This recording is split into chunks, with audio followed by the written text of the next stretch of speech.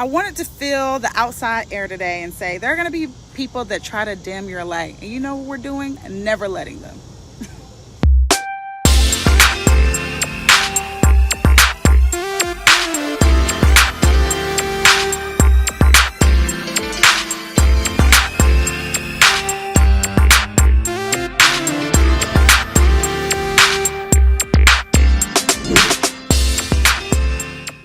Officials are speaking out as more info continues to be revealed regarding the Riverside Brawl.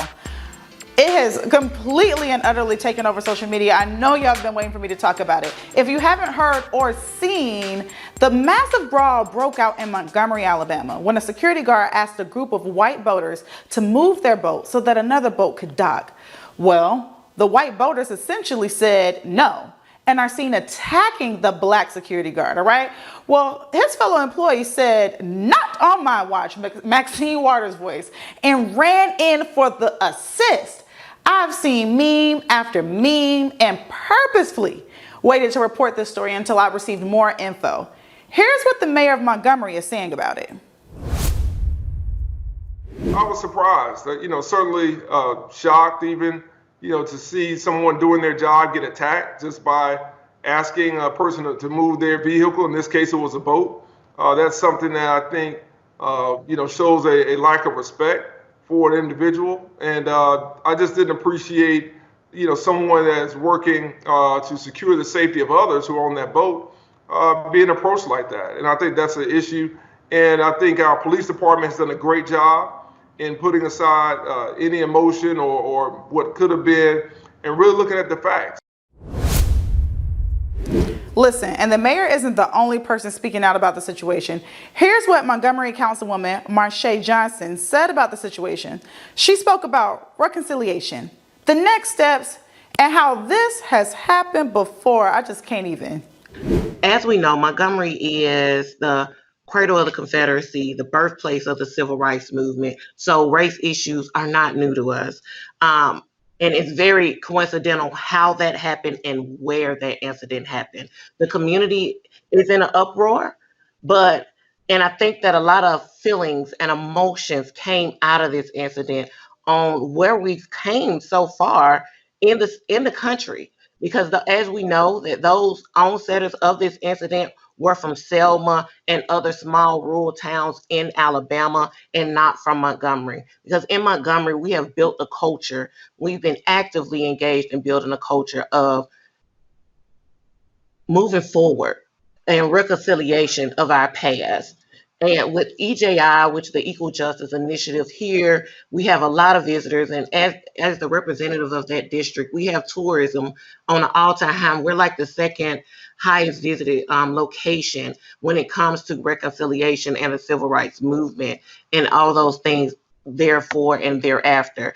And right now, the community, when I say we've had so much support from across the country, even internationally.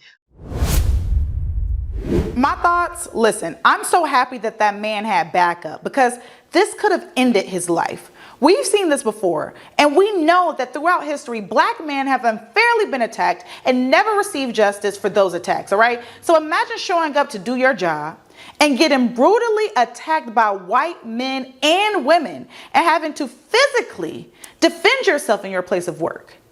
If his fellow employees hadn't came to his rescue, we could easily be saying rest in power to him, all right? So again, I'm happy to see that officials are working to make sure justice is served. Over the weekend, I was invited to attend the Martha's Vineyard African American Film Festival as a special guest, I may add, for Netflix's Clips and Conversations event. The event featured George C. Wolfe, who is a legend in the industry, okay? It was moderated by Jonathan Carpenter of the Washington Post and MSNBC. And just so you know, George has directed movies such as Ma Rainey's Black Bottom and even The Immortal Life of Henrietta Lacks starring Oprah. He's also a 5-time Tony Award winner and so much more. Well, he is a part of the Obama's Higher Ground production company.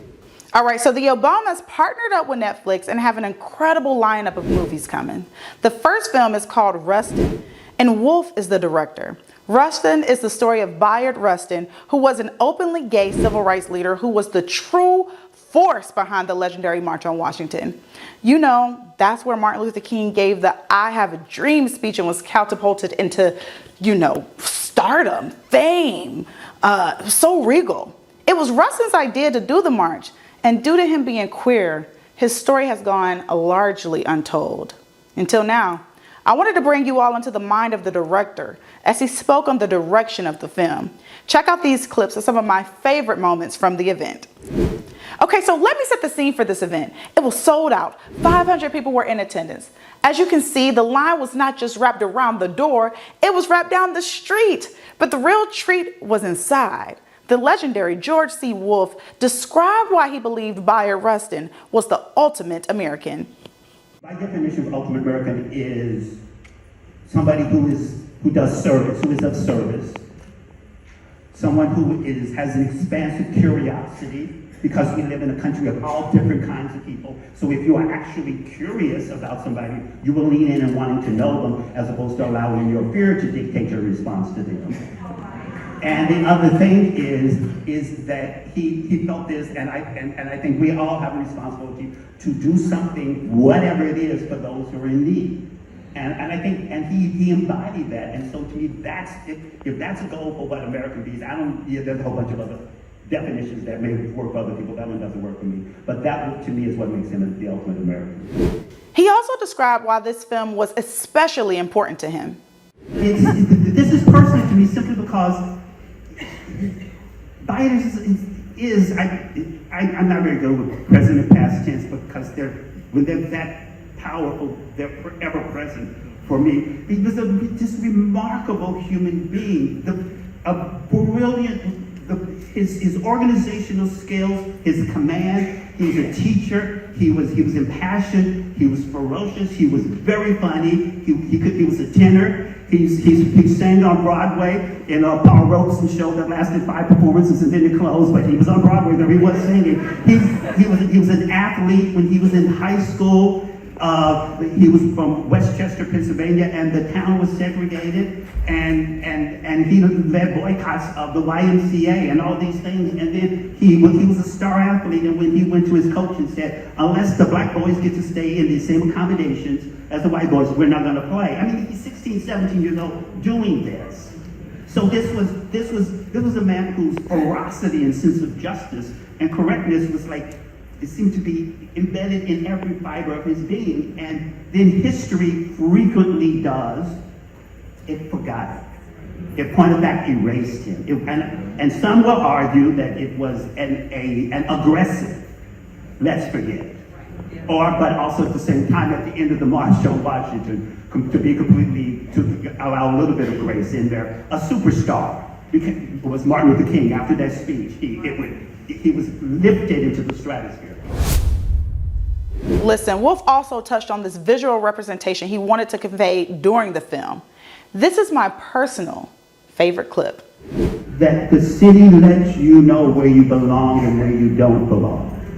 And these people, and so the black folks and the gay folks were ending up, they weren't on the main thoroughfares where Sammy Davis Jr. was performing on Broadway or work acting in his film. They were off to the sides, so that therefore when coming to the March on Washington, he comes to DC in the film 3 times. The first 2 times to receive opposition from the forces that be. And then the 3rd time is when 250,000 people show up from all over the country. And to me, it's a transition from living in the shadows to claiming the street and claiming the daylight as your own. And that was sort of the visual journey that I wanted to take the audience on, as is the journey that the characters go through. That it's Bayard claiming all of his space. It's black people claiming all of their space. Man, that was so powerful. From the shadows into the daylight. I loved being in the Vineyard and meeting George C. Wolfe. I'm so excited to sit down with him at a later date and get to know him. All right. He is truly a legend and was so sassy and definitely that older uncle at the cookout who speaks his mind. Listen, backstage as we were talking, I told him that the trailer alone almost made me tear up. And he said, why? I said, honestly, I'm ashamed that I didn't look into this history more.